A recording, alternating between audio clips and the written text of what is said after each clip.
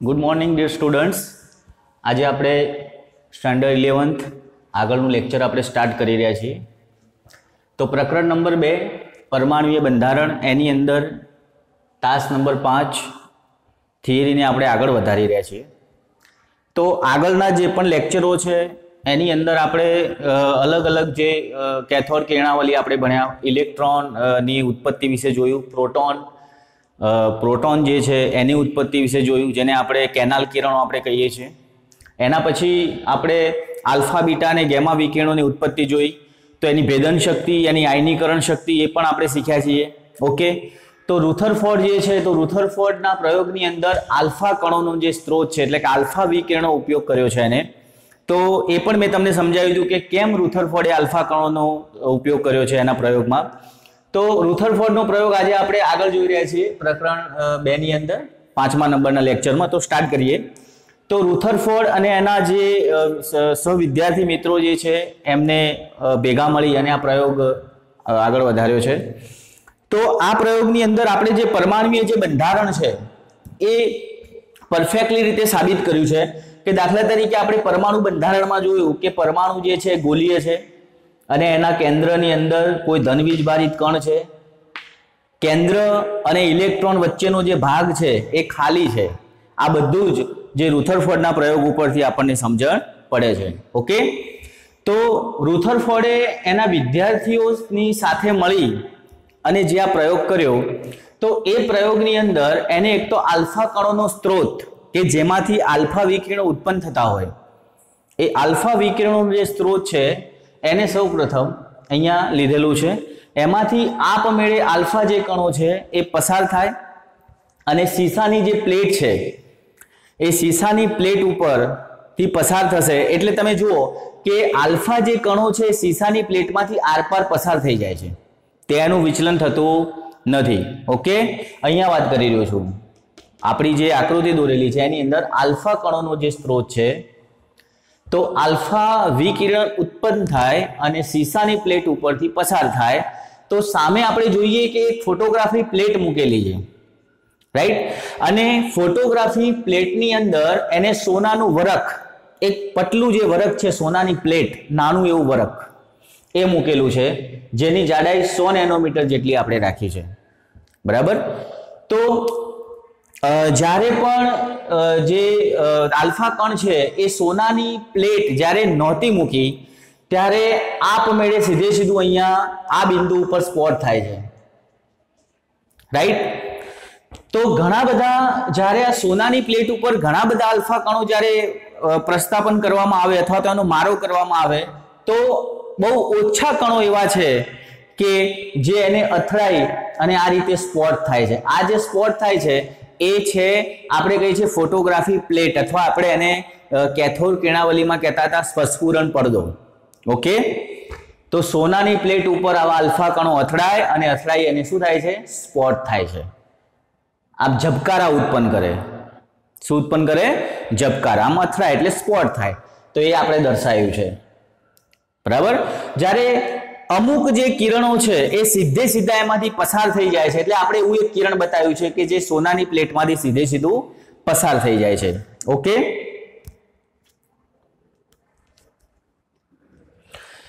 સોનાની પ્લેટમાંથી સીધે સીધું પસાર થઈ જાય છે અને આ બિંદુએ શું થાય છે? સ્પોટ થાય છે. બાકીના જે કિરણો છે એ બધા અહીંયા આપણને બિંદુ અથવા ઝબકારા સ્વરૂપે ફોટોગ્રાફી પ્લેટ ઉપર જોવા મળે છે. તો આ પ્રયોગ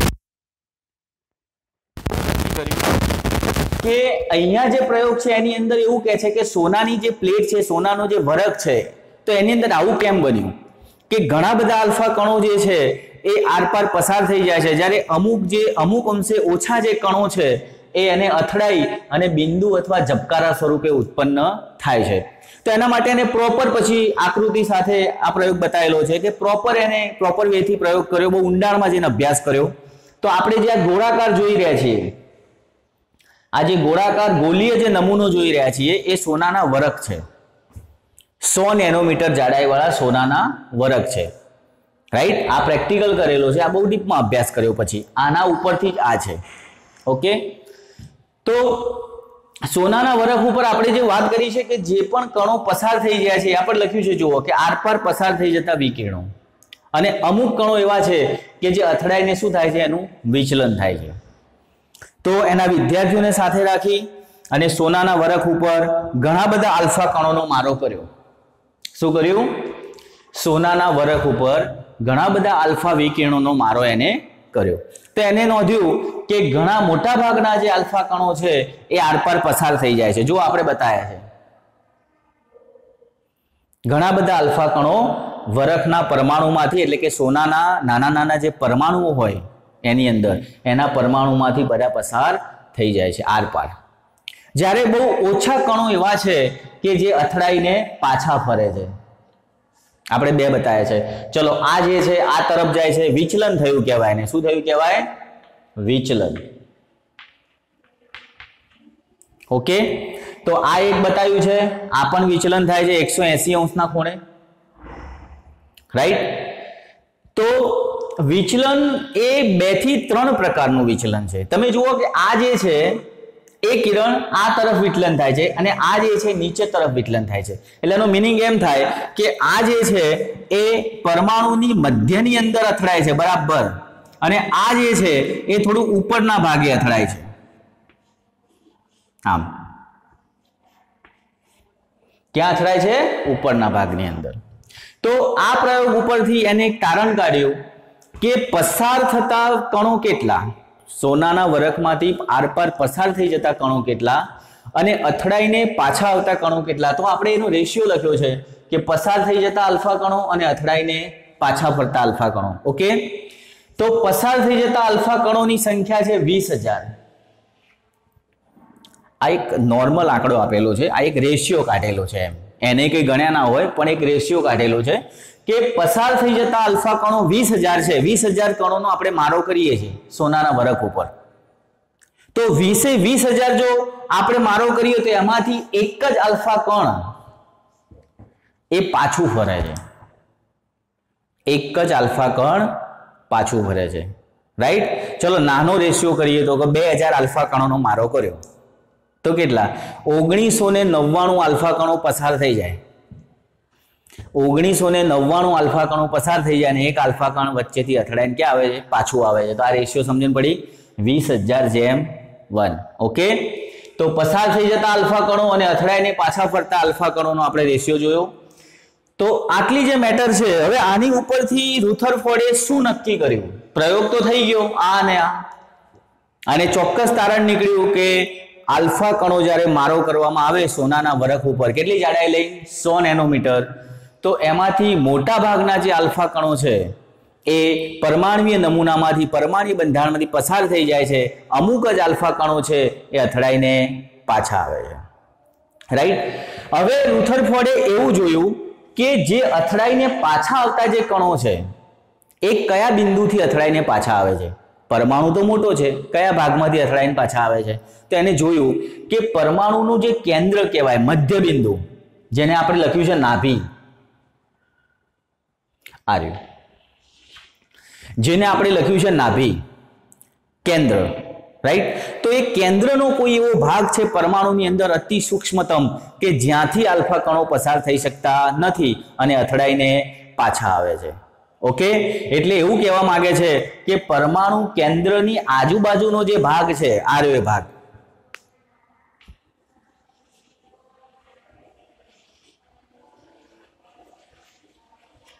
પરમાણુ કેન્દ્રની આજુબાજુનો જે ભાગ છે બધો એ કેવો છે? ખાલી હોવો જોઈએ, કે જ્યાંથી આલ્ફા કણો આરપાર પસાર થઈ જાય છે.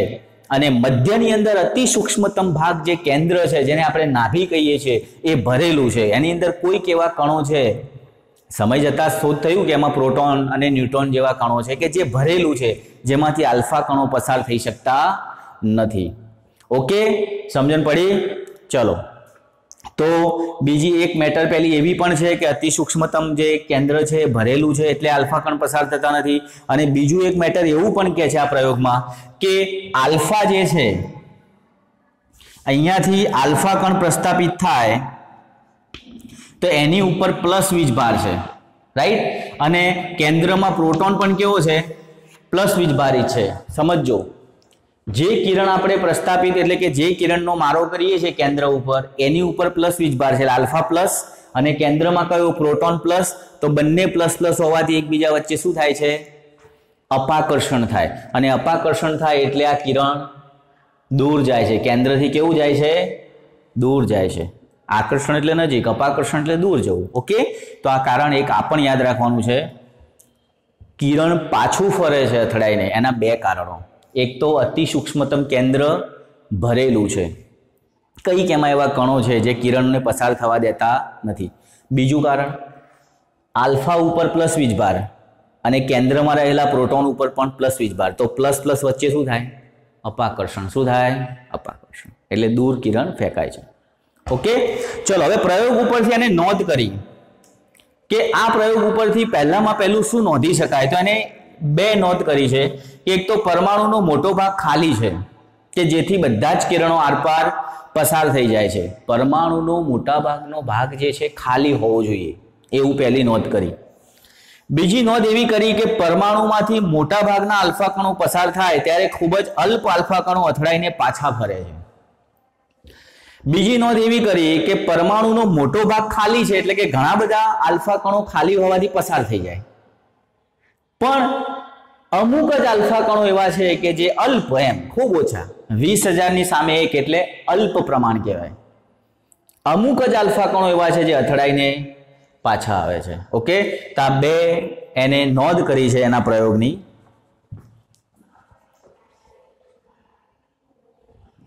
ચલો હવે આપણે આગળ વધી રહ્યા છીએ.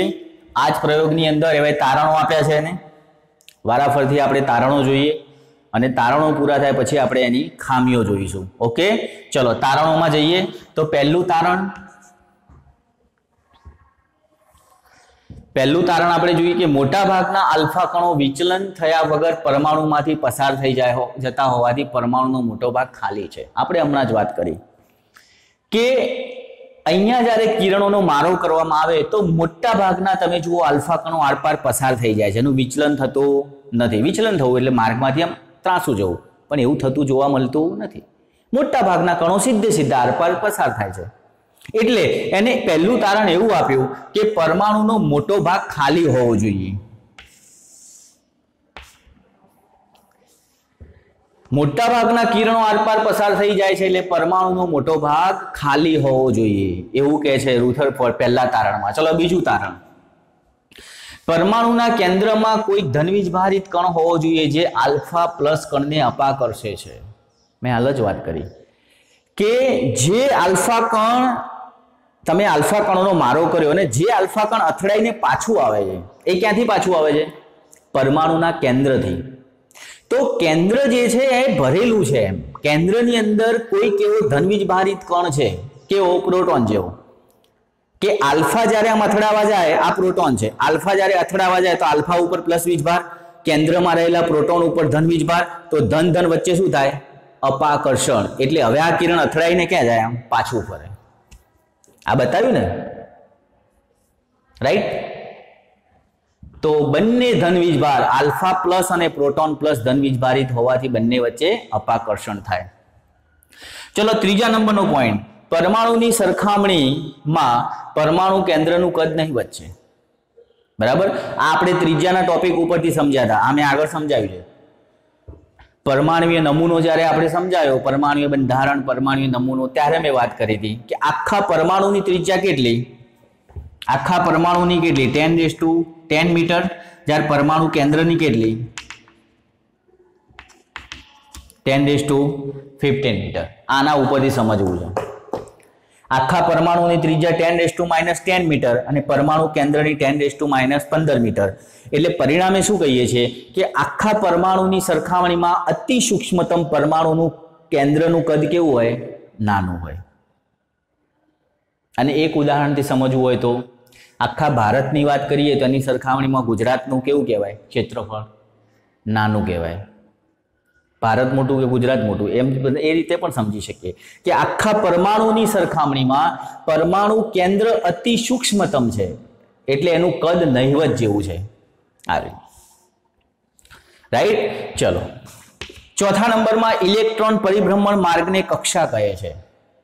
તો પરમાણુય બંધારણમાં આપણે ભણ્યા કે આ જે વર્તુળાકાર માર્ગની અંદર જે ઇલેક્ટ્રોન પરિભ્રમણ કરે છે એને આપણે કક્ષા કહીએ. શું કહીએ છીએ?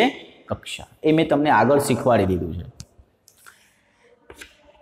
કેન્દ્ર અને ઇલેક્ટ્રોન એકબીજા સાથે સ્થિર વિદ્યુતીય આકર્ષણથી જોડાયેલા છે. હવે આ કેન્દ્રમાં પ્રોટોન અને આ ઇલેક્ટ્રોન, તો આ બંને વચ્ચે શું હોય? આકર્ષણ. શું હોય? આકર્ષણ. કેન્દ્રમાં રહેલો પ્રોટોન અને એની બાહ્યતમ એટલે કે બાહ્યતમ વર્તુળાકાર માર્ગ જે કક્ષા છે એમાં રહેલો ઇલેક્ટ્રોન, કારણ કે ઇલેક્ટ્રોન ઉપર માઇનસ વીજભાર અને કેન્દ્રમાં રહેલા પ્રોટોન ઉપર ધન વીજભાર, તો પ્લસ માઇનસ વચ્ચે શું થાય? આકર્ષણ. એટલે આકર્ષણ જળવાઈ રહે તો પરમાણુય બંધારણ પણ જળવાઈ રહે. એટલે કેવો નમૂનો આપે? સ્થિર વિદ્યુતીય આકર્ષણથી જોડાય, સ્થિર વિદ્યુતીય આકર્ષણથી જોડાયેલા રહે છે. છેલ્લું, પરમાણુનું દળ એ તેના કેન્દ્રમાં કેન્દ્રિત થયેલું છે. કારણ કે આખો આ પરમાણુ છે તેમાં ભારવાળો કણ કયો? પ્રોટોન ને બીજું ન્યુટ્રોન. ક્યાં છે? કેન્દ્રમાં. ઇલેક્ટ્રોન કરતા પ્રોટોન 1836 ગણો વધારે વજનદાર છે અને ન્યુટ્રોન 1838 ગણો વધારે વજનદાર છે. ઇલેક્ટ્રોન કરતા પ્રોટોન, ફરીથી બોલું, યાદ રાખજો, ઇલેક્ટ્રોન કરતા પ્રોટોન 1836 ગણો વધારે વજનદાર છે અને ઇલેક્ટ્રોન કરતા ન્યુટ્રોન 1838 ગણો વધારે વજનદાર છે. એટલે સમગ્ર પરમાણુનું વજન ક્યાં કેન્દ્રિત થયેલું છે? એના કેન્દ્રમાં. ભારવાળા બંને કણો ક્યાં છે? કેન્દ્રમાં. રાઈટ? માટે લખ્યું છે કે પરમાણુનું દળ એ તેના કેન્દ્રમાં કેન્દ્રિત થયેલું હોય છે. ઓકે, સમજણ પડી? તો રુથરફોર્ડનો પ્રયોગ, આલ્ફા કણોનો સ્ત્રોત છે, એમાંથી આલ્ફા કણો ઉત્પન્ન થાય જે શીશાની પ્લેટ ઉપરથી પસાર કર્યા છે અને ફોટોગ્રાફી પ્લેટ ઉપર પડવા દેવામાં આવે છે. વચ્ચે સોનાના વરખ 100 નેનોમીટર જાડાઈવાળું સોનાનું પડ મૂકેલું છે. એક વિકિરણ વિચલિત થયા વગર સીધે સીધું પસાર થાય છે. મોટા ભાગના વિકિરણો તમે જુઓ સ્પોટ, બિંદુ ઝબકારા સ્વરૂપે ફોટોગ્રાફી પ્લેટ ઉપર જોવા મળે છે. તો આ જે બિંદુ ઝબકારા થયા ત્યાંથી રુથરફોર્ડે નક્કી કર્યું કે સોનાના વરખ ઉપર આલ્ફા કણોનો મારો કરવામાં આવે તો એમાં બિંદુ ઝબકારા સ્પોટ કેમ થાય છે? અથડાઈને ક્યાંક સ્પોટ થતું જોવા મળે. ક્યાં અથડાય છે? તો એ આના ઉપરથી સમજણ પડે કે મોટા ભાગના આલ્ફા કણો આરપાર પસાર થઈ જાય. અમુક જ આલ્ફા કણ એ કેન્દ્ર ભરેલું છે પ્રોટોન ન્યુટ્રોન જેવા કણોથી, અથડાઈને પાછું આવે છે. ઓકે, ચલો એની ઉપરથી નોંધ કરી, તારણો આપણે સમજ્યા. હવે આપણે આગળ વધી રહ્યા છીએ એની ખામીઓ તરફ. ઓકે, ચલો ખામીઓ એટલે શું એ તમને કહી દો વિદ્યાર્થી મિત્રો. ખામીઓ એટલે આપણે એમ કહીએ છીએ કે રુથરફોર્ડે જે પણ મહેનત કરી અથવા તો જે પણ પ્રાયોગિક પરિણામો આપ્યા, તારણો આપ્યા, એમાં સમય જતા બીજા વૈજ્ઞાનિકો દ્વારા નવું કંઈક સંશોધન થાય કે રુથરફોર્ડ આ લેવલે હજુ સમજાવી શક્યા નથી. એટલે કંઈક ખામીઓ, એટલે આ થિયરી અમુક બીજી વસ્તુઓ સાથે અથવા તો બીજી કોઈક જે કેમિસ્ટ્રીની જે આ લગતી જે લાક્ષણિકતાઓ એની સાથે સુસંગત થતી નથી. રાઈટ? તો એવી ખામીઓ કે જે રુથરફોર્ડ આ પ્રયોગ દ્વારા એ વસ્તુ સમજાવી શક્યા નથી, એ આપણે આગળ જોઈ રહ્યા છીએ. રાઈટ? ચલો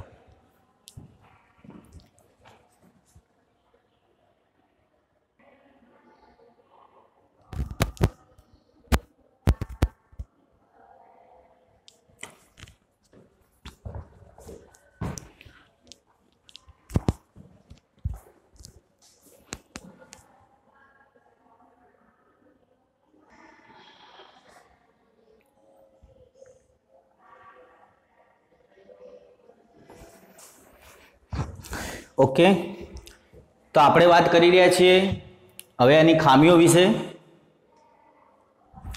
તો રુથરફોર્ડનો જે પરમાણુય નમૂનો આપણે પ્રયોગ પ્રેક્ટિકલ વ્યવસ્થિત શીખ્યા છીએ, પ્રયોગની આકૃતિ વિશે વ્યવસ્થિત ભણ્યા છીએ, એના અવલોકનોની એટલે કે જે નોંધ કરી એ આપણે જોયું. એના પછી એના જે તારણો હતા એના વિશે આપણે ભણ્યા. હવે આજે આપણે વાત કરી રહ્યા છીએ અત્યારે રુથરફોર્ડની ખામીઓ. હવે પ્રયોગની ખામી એટલે મેં તમને સમજાવી દીધું કે કયા પરિબળ સામે હજુ એ સમજાવી શકતા નથી, કઈ એવી મેટર છે કે જેની સામે રુથરફોર્ડ હજુ પણ એમનો પ્રયોગ એની સાબિતી આપી શકતો નથી. તો પહેલી વાત કરીએ કે સૂર્યમંડળ અને કેન્દ્રીય નમૂનો. તો આપણો જે કેન્દ્રીય નમૂનો છે કે ઇલેક્ટ્રોન અને કેન્દ્રમાં ધન વીજભારિત પ્રોટોન, રાઈટ. તો આપણે જે પરમાણુ બંધારણ જોયું એને કહીએ કેન્દ્રીય નમૂનો. અને સૂર્યમંડળ જે છે એમાં પણ કંઈક એવી જ સિસ્ટમ છે. કઈ રીતે સમજાવું? તો સૂર્ય જે છે કેન્દ્રમાં છે અને એને અનુલક્ષીને 7 કે 9 ગ્રહો ફર્યા કરે છે. અને પૃથ્વી બધામાં નથી આપણે લેતા, ફક્ત પૃથ્વી લઈએ છીએ કે એક કણ એવો છે પૃથ્વી કે જેનું દળ m1 છે, સૂર્ય છે એનું દળ m2 છે. બંને વચ્ચેનું અંતર કયું છે? r². બંને વચ્ચેનું અંતર કયું છે? r². ઓકે. તો આપણે લખીએ કે બંને વચ્ચેનું જે બળ છે ગુરુત્વાકર્ષણ બળ આપણે લખીએ છીએ G = m1 m2 / r². આપણે 9મા 10મા ધોરણમાં પણ આ ભણ્યા છીએ, રાઈટ. તો એ જ રીતે આપણે કેન્દ્રીય નમૂનાની વાત કરીએ તો કેન્દ્રીય નમૂનાની અંદર 2 કણો છે, કેન્દ્રનો ધન વીજભારિત પ્રોટોન અને ઇલેક્ટ્રોન. તો આનું કુલંબિક આકર્ષણ બળ આપણે લખીએ તો ધન વીજભારિત ઉપર કુલંબિક આકર્ષણ બળ એટલે કુલંબિક વીજભાર Q1 અને આ Q2. તો K = Q1 × Q2/r², રાઈટ. હવે આ સૂર્યમંડળનો નમૂનો છે અને કેન્દ્રીય નમૂનો છે. તો રુથરફોર્ડ શું ના સમજાવી શકાય આપણે જોઈએ. તો તમે જુઓ કે કેન્દ્રીય નમૂનાની અંદર ઇલેક્ટ્રોન જે છે કેન્દ્ર સાથે પ્રબળ આકર્ષણ બળથી જોડાયેલો રહે છે, રાઈટ. અને આને ઇલેક્ટ્રોનને જો ઉર્જા આપવામાં આવે, ઇલેક્ટ્રોનને જો ઉર્જા આપવામાં આવે તો ઇલેક્ટ્રોન અહીંથી શું થાય છે? મુક્ત થાય છે, રાઈટ. આવું સિચ્યુએશન અથવા તો આવું અહીંયા બને છે પરમાણુય બંધારણની અંદર, જેને આપણે કહીએ કેન્દ્રીય નમૂનો. ઇલેક્ટ્રોન કેન્દ્ર સાથે આકર્ષણમાં છે પણ કંઈક ઉર્જા આપણે આપીએ તો એ ઉર્જા મેળવીને ઇલેક્ટ્રોન મુક્ત થાય છે. ઇલેક્ટ્રોન બાહ્યતમ કક્ષામાં ઉમેરાય અથવા તો મુક્ત થાય છે. પણ આપણે જો સૂર્યમંડળની નમૂનાની વાત કરીએ તો પૃથ્વી કરોડો વર્ષોથી સૂર્યને અનુલક્ષી અને એક જ સ્થાયી કક્ષાની અંદર પરિવર્તિત અથવા તો પરિભ્રમણ કરે જાય છે, રાઈટ. જે આકર્ષણ અને અપાકર્ષણની જે મૂલ્યો છે, ઉર્જા મેળવવાથી મુક્ત થવું, આકર્ષણ અપાકર્ષણ, જે સિચ્યુએશન આ કેન્દ્રીય નમૂનાની અંદર છે એ સિચ્યુએશન અહીંયા બનતી નથી, રાઈટ. જે આકર્ષણ બળો ઇલેક્ટ્રોન અને પ્રોટોન વચ્ચે જે રુથરફોર્ડે બતાયા એવા આકર્ષણ બળો અહીંયા પૃથ્વી અને સૂર્ય વચ્ચે જોવા મળતા નથી. સમજણ પડી? તો રુથરફોર્ડનો જે પરમાણુ અથવા તો રુથરફોર્ડનું જે પ્રયોગ છે, જે પરમાણુ બંધારણ બતાવે છે એ આની સાથે સુસંગત નથી, સૂર્યમંડળના નમૂના સાથે. ઓકે. ચલો બીજા નંબરમાં આપણે સમજીએ કે મેક્સવેલના મત મુજબ ઇલેક્ટ્રોન, રુથરફોર્ડ એવું કહી દીધું કે કેન્દ્રથી પરમાણુય કેન્દ્રથી અમુક અંતરે જે વર્તુળાકાર માર્ગ છે જેમાં ઇલેક્ટ્રોન પરિભ્રમણ કરે એને કક્ષા કહેવાય. સમજણ પડી? પણ ઇલેક્ટ્રોન કેટલે દૂર પરિભ્રમણ કરે છે? 2 કિલોમીટર, 12 કિલોમીટર, 24 કિલોમીટર, કોઈ એવું અંતર ફિક્સ આપ્યું નથી, રાઈટ. ઇલેક્ટ્રોનની ગતિ વિશેનો કોઈ ખ્યાલ રુથરફોર્ડે આપ્યો નથી. તો આપણે સમજીએ કે દાખલા તરીકે મેક્સવેલ શું કહે છે કે ઇલેક્ટ્રોન જ્યારે પ્રવેગિત થાય, જ્યારે બાહ્યતમ કક્ષા, આને કક્ષા કહીએ છીએ, ઇલેક્ટ્રોન જ્યારે કક્ષાની અંદર પરિભ્રમિત એટલે કે પ્રવેગિત હોય ત્યારે શું થશે? વિદ્યુત ચુંબકીય વિકિરણનું ઉત્સર્જન કરે છે. ઇલેક્ટ્રોન જ્યારે એની કક્ષામાં ફરતો હોય એટલે વિદ્યુત ચુંબકીય વિકિરણોનું ઉત્સર્જન કરે અને વિદ્યુત ચુંબકીય વિકિરણોનું ઉત્સર્જન કરે એટલે એની ઉર્જા ઘટે. ઉર્જા શું જાય? ઘટતી જાય. હવે ઉર્જા જો ઘટતી જાય, બરાબર સમજો, આ ઇલેક્ટ્રોન પ્રવેગિત થાય એટલે વિદ્યુત ચુંબકીય વિકિરણનું ઉત્સર્જન થાય એટલે ઉર્જા શું થાય? કોની? ઇલેક્ટ્રોનની ઉર્જા શું થાય? ઘટે. અને ઇલેક્ટ્રોનની ઉર્જા ઘટે તો ધીમે ધીમે આ જે કક્ષા છે એ શું થાય? સંકોચાય. શું થાય? કક્ષા સંકોચાય. શું થાય? કક્ષા સંકોચાય. આમ ફરતી એકદમ સંકોચાઈ જાય અને એવો ઇલેક્ટ્રોન છેલ્લે ક્યાં અથડાય? આ લખ્યું મેં, કેન્દ્રના પ્રોટોન સાથે જઈને અથડાય. સમજણ પડી? પરમાણુય નમૂનો અસ્થાયી બને છેલ્લે. ક્યારે? ઇલેક્ટ્રોન પ્રવેગિત હોય ત્યારે. ફરીથી મેક્સવેલ એવું કહે છે કે ઇલેક્ટ્રોન પ્રવેગિત હોય ત્યારે વિદ્યુત ચુંબકીય વિકિરણનું ઉત્સર્જન કરે, એની ઉર્જા ઘટે. અને ઉર્જા ઘટે તો આ પરમાણુય નમૂનો જે છે એમાં ઇલેક્ટ્રોનની આ કક્ષાઓ સંકોચાતી જાય અને છેલ્લે એનું વિલીનીકરણ ક્યાં થાય? કેન્દ્ર સાથે. કેન્દ્ર જઈને આમ અથડાય થાળ. રાઈટ? આવી કોઈ જ મેટર રુથરફોર્ડે સમજાવી નથી. એને કહી દીધું કે કેન્દ્રની આજુબાજુ વર્તુળાકાર માર્ગની અંદર ઇલેક્ટ્રોન પરિભ્રમણ કરે છે, એવું કહી દીધું. પણ ઇલેક્ટ્રોન પ્રવેગિત થયા પછી જે ઉર્જા ઘટે છે એની કોઈ પણ માહિતી રુથરફોર્ડે આપી નથી. પ્રવેગિત ઇલેક્ટ્રોન માટે ઉર્જા ઘટવું અને કેન્દ્રના પ્રોટોન સાથે અથડાવાની જે મેટર છે એ એને માહિતી કોઈ પણ પ્રકારની આપી નથી. ચલો, બીજા નંબરનો મુદ્દો છે ઇલેક્ટ્રોન સ્થિર હોય તો ઇલેક્ટ્રોન કેન્દ્ર તરફ આકર્ષણ બળ વધે છે. આ પ્રવેગિત ઇલેક્ટ્રોનની વાત થઈ.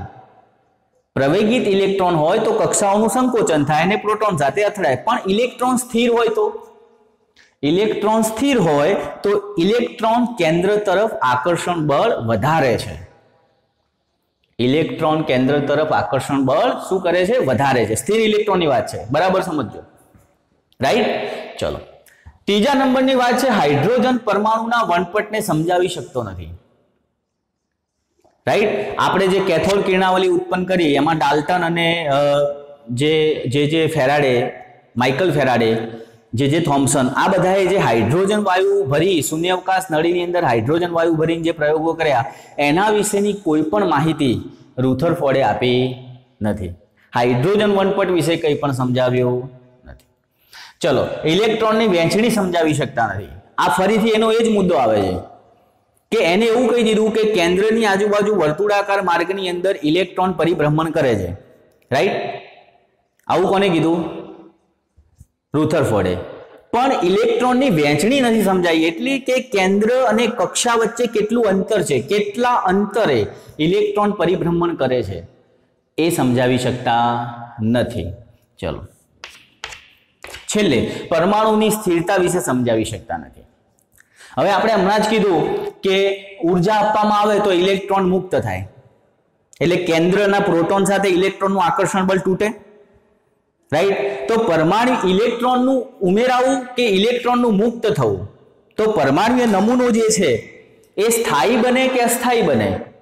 એટલે પરમાણુની સ્થિરતા વિશે રુથરફોર્ડ કશું સમજાવી શક્યા નથી, રાઈટ? તો આપણે જોઈએ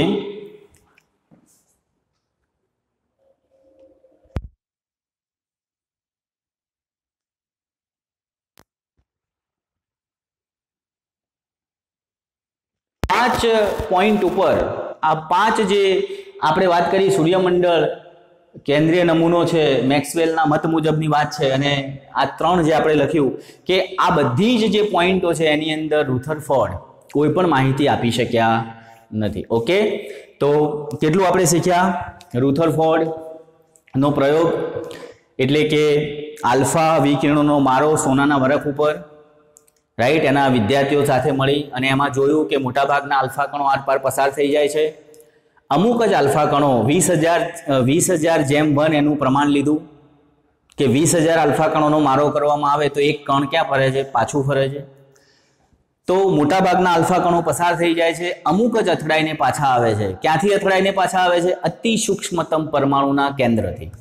એના પછી 3 એમને નોંધ કરી, તારણો આપ્યા અને છેલ્લે શું ન સમજાવી શક્યા એ એટલે એની ખામીઓ જે આપણે અહીંયા રજૂ કરેલી છે. ઓકે, તો આ રીતે રુથરફોર્ડનો પ્રયોગ એ આપણે ભણ્યા. Thank you very much.